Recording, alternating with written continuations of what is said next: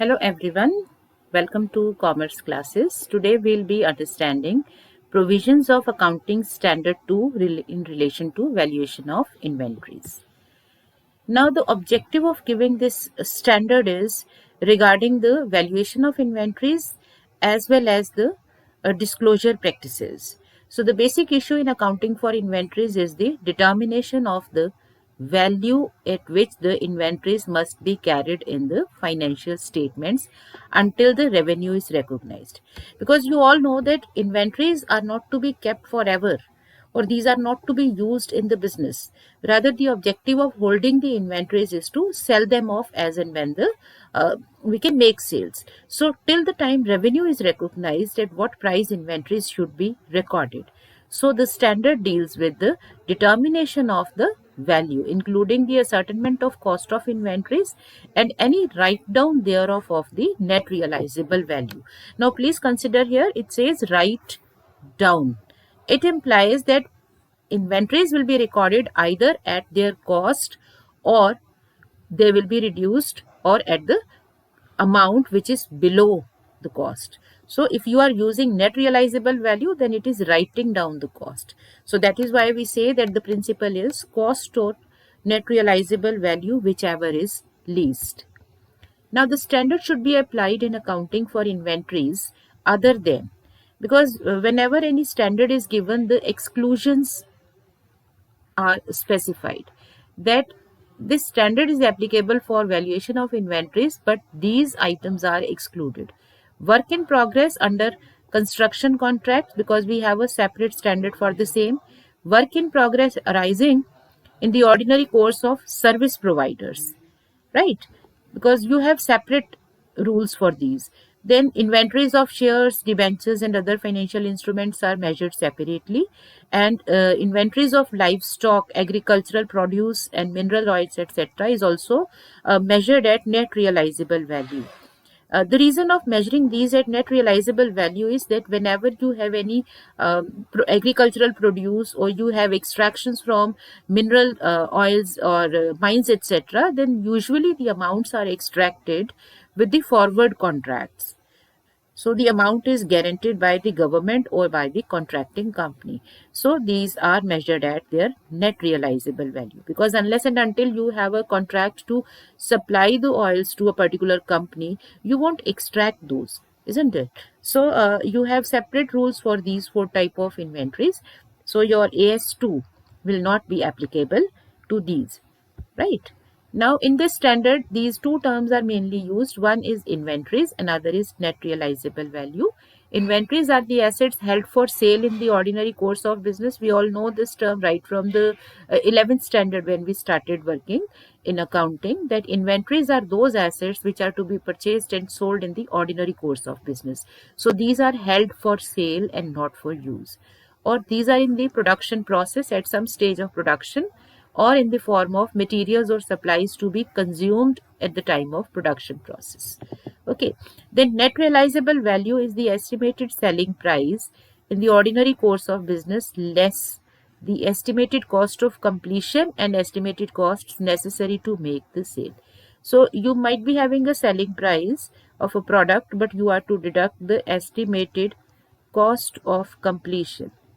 Like in order to make the sale happen, you are to make a few adjustments in the product, so that estimated cost of completion must be deducted from selling price, and then any other cost which is necessary to make the sale, this should also be deducted.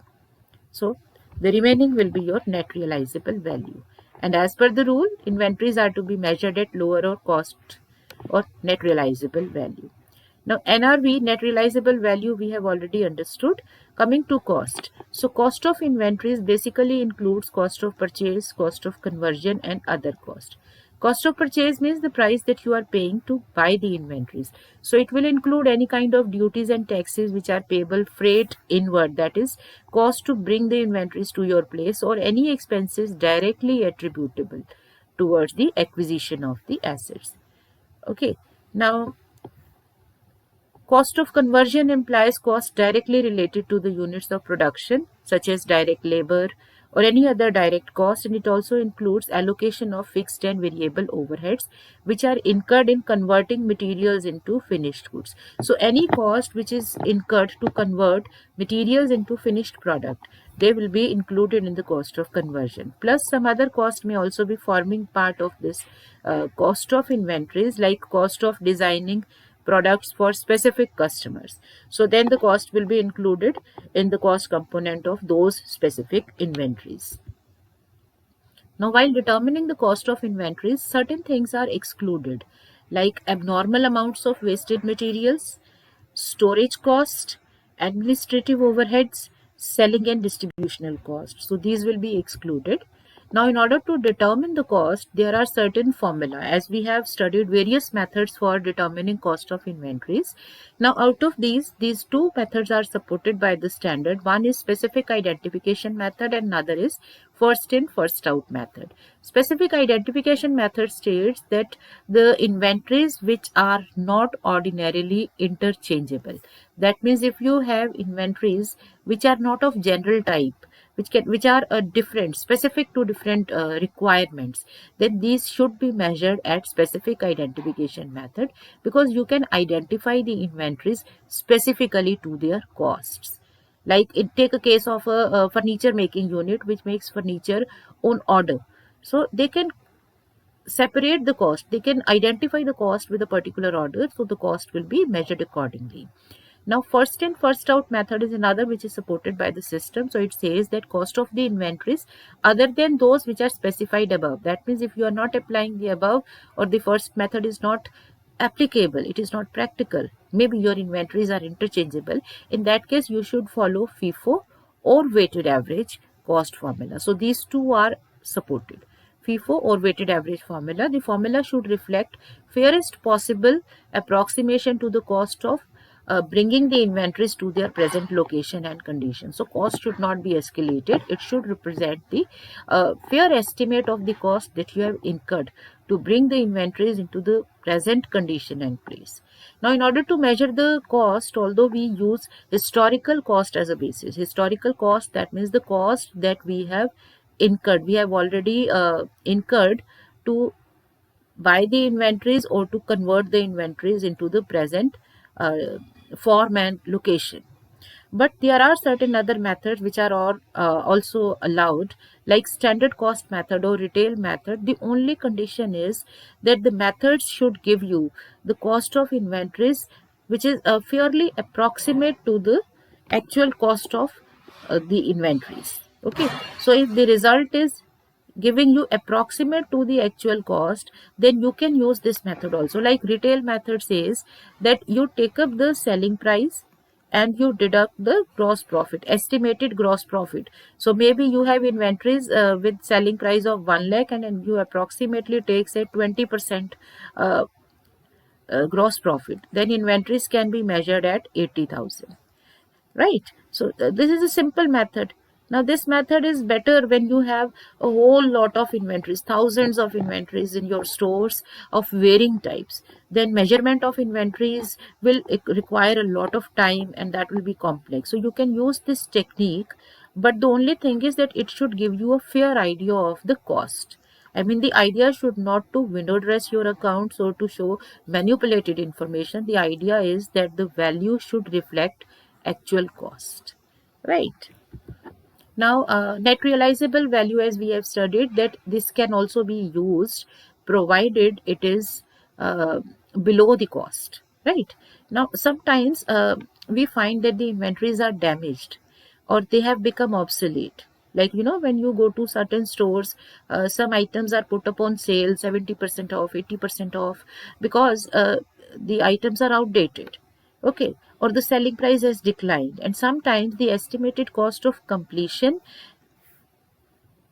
has increased. It has increased to the extent that you're not going to recover the total cost from the sales. So whenever your selling price or the net realizable value falls below the cost, then we consider net realizable value, which is also referred as NRV. So in normal cases, our net realizable value will certainly be higher than the cost. So cost is considered for valuation, but these are the cases when net realizable value is going to be lesser. So you will be following net realizable value. So inventories that we value at cost or net realizable value, whichever is least. This practice of writing down the value to lesser amount is consistent with the conservatism principle. However, the standard says that assessment should be made regarding NRV at the end of the year, that means on each balance sheet date.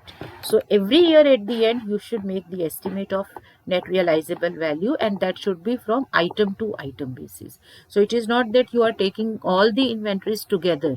So you may have say 3 lots with you, and you take up the cost of each of the inventories, you take up the total cost, and you take up total net realizable value, and you then take the least of the two. No, the method says, the standard says that a comparison of cost and NRV should be based on lot versus lot, because it may be that out of these 3 lots only this lot is which is outdated, right? So this will be measured at lower NRV price, but remaining two, if they are having good sale value, these should be valued at cost. So this valuation will be done on item to item basis. Now finally, the disclosure practices. The system requires, the accounting standard requires that the policy that you are adopting for measuring inventories, including the cost formula, like you might be using a standard cost, you might be using retail method. So whichever method you are using, that formula and the policies that you are adopting, these should be disclosed in the financial statements. If you happen to read the annual reports of any of the companies, these are available on the internet.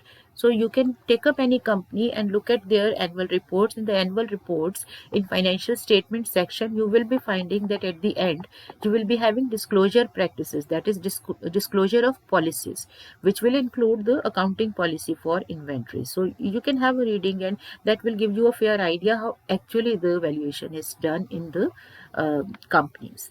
Then the second thing is the total carrying amount of inventories and their classification appropriate to the enterprise should be given.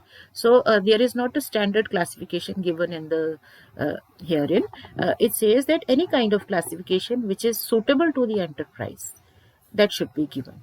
Now, information about the carrying amount of different classifications and the extent of changes in these assets, it is useful for the users.